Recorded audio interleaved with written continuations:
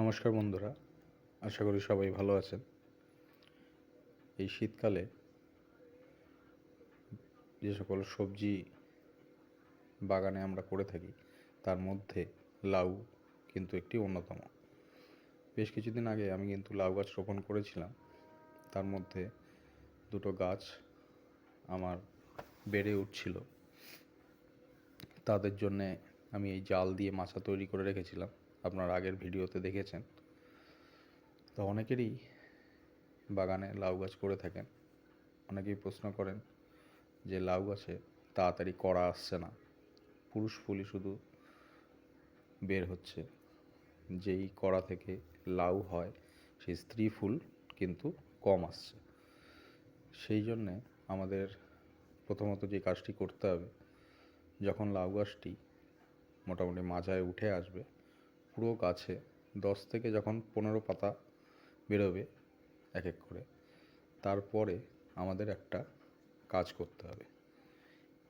লাউ গাছের যে সামনে দিকে এই আগাটা থাকছে, এই আগাটা আমাদেরকে কিন্তু ভেঙে দিতে হবে। তাহলে কি হবে, এই গাছের যে গ্রোথটা তৈরি হচ্ছে সেটা বাধাপ্রাপ্ত হবে। এর ফলে আমাদের পাতার কোণ থেকে দেখবেন নতুন নতুন ড্যাম বেরোবে, এবং ওই ড্যাম থেকেই কিন্তু স্ত্রী ফুল বেশি বেরোবে এবং আমরা কিন্তু লাউয়ের কড়া দেখতে পাবো।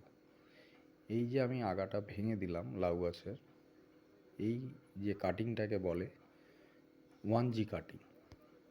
লাউ গাছের প্রথম পর্যায়ে এই 1G কাটিং যদি আমরা না করি, তাহলে কিন্তু লাউ গাছের কড়া আসতে বেশ কিছু দেরি হবে।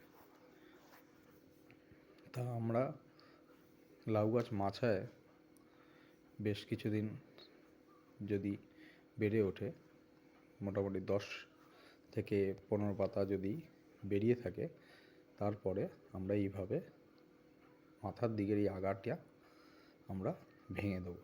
এই দেখুন, আমি দুটো যে গাছ ছিল সেই গাছের আগাগুলো কিন্তু আমি ভেঙে দিলাম।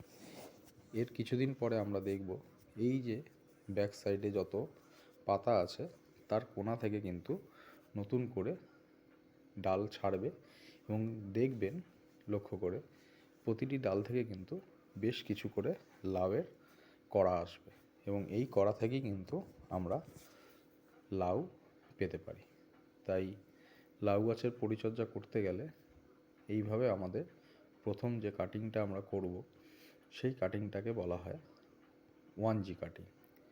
এই 1G কাটিং করার পরে যখন বেশ কিছু ড্যাম ছাড়বে চারিদিক থেকে, তারপরে সেই ড্যামগুলো যখন আরও বেশি করে পাতা ছাড়বে এক এক করে, সেরকম সেকেন্ড পর্যায়ে আমরা সেকেন্ড